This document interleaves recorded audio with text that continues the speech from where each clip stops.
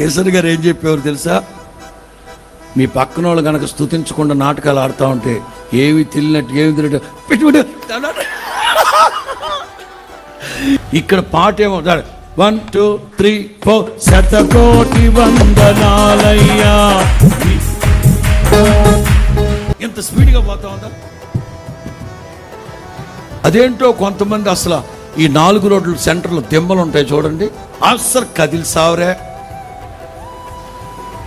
మరలా ఇంత ఆరాధన జరుగుతూ ఉంటే ఒక్కొక్కడు స్తుతి ఆరాధన జరుగుతుంది. మనవాళ్ళు ఏం చేస్తారు తెలుసా?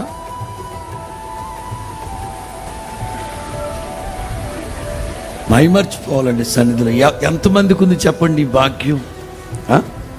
వాక్యం ఏమంటుంది తెలుసా? యెహోవాను బట్టి సంతోషించండి, మీ హృదయ వాంఛలన్నీ తీర్చబడును.